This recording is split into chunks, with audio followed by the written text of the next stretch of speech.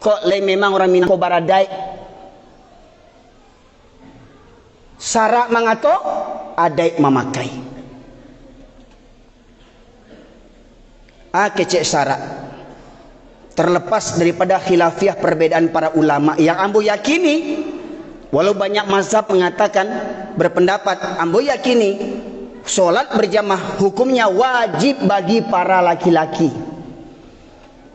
Di mana dalil wajibnya? Yang pertama, syarat mengatur surah Al-Baqarah ayat 43, wa aqimus shalah wa atuz zakah warka'u ma'ar rakiin.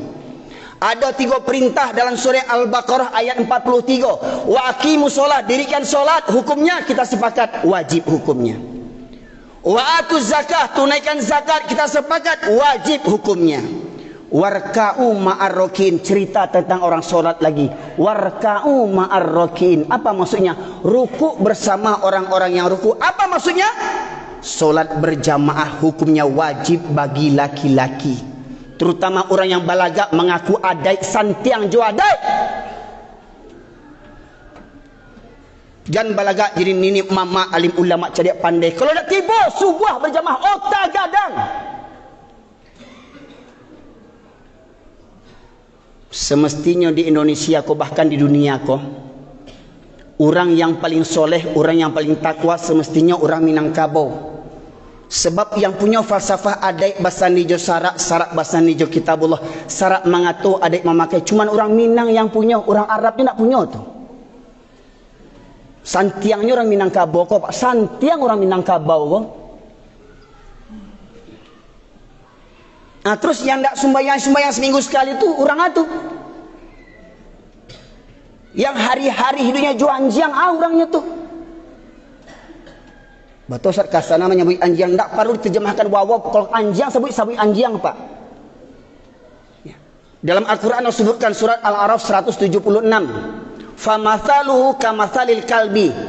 Orang yang lebih cenderung kepada dunia dan menurutkan hawa nafsunya rendah, perumpamaan mereka seperti anjing, kata Allah. Famathaluhu kamathalil kalbi. Tidak perlu dibuat seperti wawaw. Allah katakan anjing, sebut anjing. Jangan awak lebih bersantun, lebih beradab, perlu awak merasa lebih beradab daripada Allah Subhanahu wa taala. Caliak beko di rumah surah Al-A'raf 176. Allah sabut di situ anjing. Orang yang wakatunya habis untuk urusan dunia. Pai baburu talok jauh-jauh, menengah kaji nak talok, sama juanjiang kecil Allah. Maka tak heran kalau ada yang soto juanjiang sampai nak tahu mana orang mana nanjiang, sama jo bantuannya. Masyaallah muslimin. Mohon maaf, sidang jamaah Jumat rahimakumullah. Kaji kau harus sampaikan dia apa? Dia orang Minangko yang bercalik lah banyak makan basi. Basi pakak, basi turiak, basi mada. Kok cerita di rantau nak tangguang orang Minang kok yang paling santiang agamanya. Oh, kami orang Minang nak akan tagadai akidah kami doh. Alun tagadai akidah sembahyang seminggu sekali. Alun tagadai alun pindah agama tu sembahyang seminggu sekali. Alun pindah agama tu juanjiang jo hidup sehari-hari.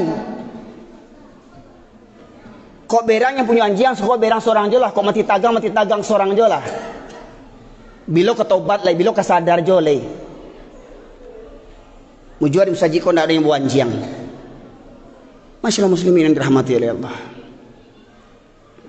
Itu yang pertama. Tauhid. Apa tauhid itu? Segala sesuatu yang dianggap, yang disamakan dengan kedudukan Allah sebagai Tuhan.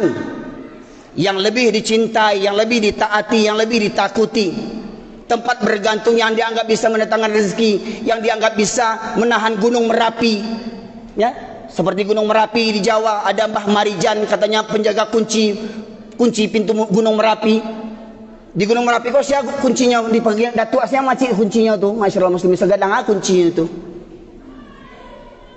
Menganggap bisa menghindarkan bencana. Itu semuanya tauhid. Dukun-dukun itu tauhid tu. Santiang lo dukun tu taunya pitih orang hilang di mata saleknya, tahu dukun tu. Setan dukun tu, masyaallah muslimin. Oh bahas pegale kadai balabo pajang foto tuanku Saliyah sanak mau di Pariaman. Setan tu, masyaallah muslimin. Tauhid.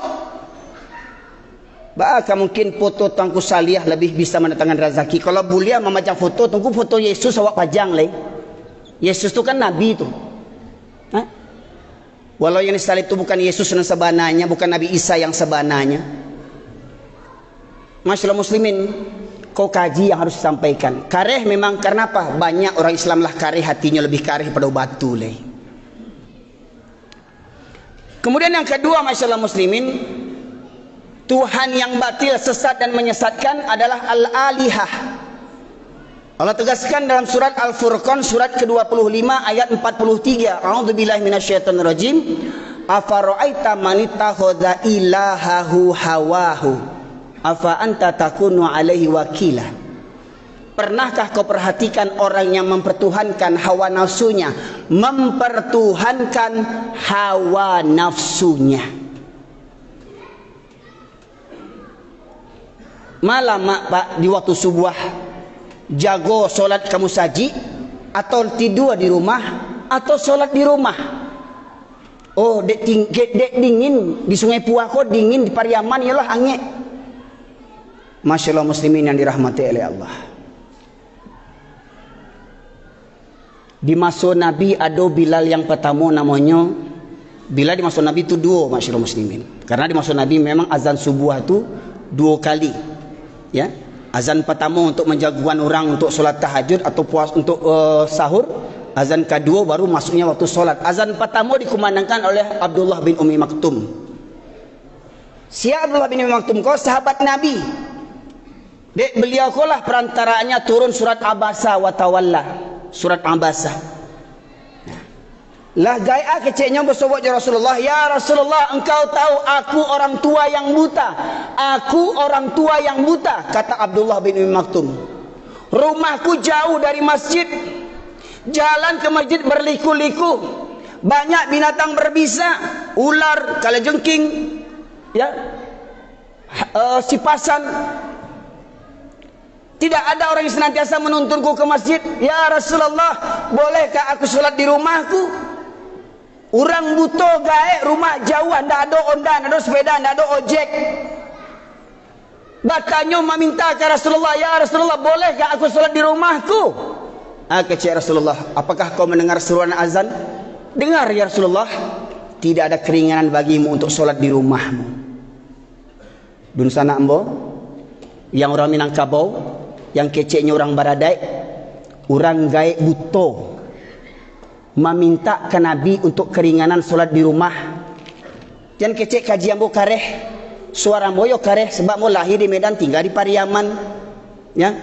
Darah Batak bersambung bersujadah Pariaman, makanya kareh suara bo. Tapi amo tak pernah seperti Rasulullah. Kecek Rasulullah datang orang buta kecek Rasulullah meminta keringanan sembahyang di rumah. Kecek Rasulullah, apakah kau mendengar suara azan? Dengar Rasulullah. Tidak ada keringanan bagimu untuk solat di rumahmu. Orang tua buta tidak dapat keringanan solat di rumah. Hei kalian para pemuda, sehat, rumah dekat masjid, mobil mewah banyak, motor banyak, kekayaan banyak, tidak ke masjid. Kau lebih buta daripada Abdullah bin Ummi Maktum. Rumah bertetangga dengan masjid. Kalau istilah orang tinggal mulumpe, dia boleh tiba di masjid. Indak jo barang kek leh. Di riwayat yang lain Rasulullah menegaskan, aku ingin. Memang Rasulullah berkeinginan, belum dilakukannya, tapi beliau ingin. Apa keinginan beliau? Aku tunjuk salah seorang menjadi imam. Kumandangan qomat, aku tunjuk salah seorang menjadi imam. Dan aku ingin berkeliling kampung sembari membawa kayu bakar. Apabila aku dapati ada laki-laki yang sehat, balik, berakal, masih berada di rumah, sementara masjid telah mengumandangkan qomatnya, mereka masih berada di rumah, aku bakar rumah mereka. Kok nyampang idui awak di masa Rasulullah, baru rumah awak kini. Kok ingatnya ialah lagi ke surau, kok ayahnya lagi surau, anak mudanya, anak lajangnya. Hei pemuda, di mana kalian waktu subuh? Demi pacar namuah pai bajawah-jawah bau hujan demi pacarnya. Demi Allah, Main game talok sampai malaki subuh. Masuk waktu subuh, pulang pai lalok, bukan pai sembayang. Abdullah bin Umi Maktum, orang gaib nan buto, ndak dapat keringanan solat di rumah. Siawak. Maka benarlah kata Rasulullah, dua solat yang berat bagi orang munafik. Mengaku-ngaku Islam, mengaku-ngaku cinta Allah, cinta Nabi, cinta kitab Al-Quran, tapi berat mendatangi solat Isya dan subuh berjamaah. Siapa yang tidak mendatangi solat Isya dan subuh berjamaah, kata Rasulullah, orang munafik.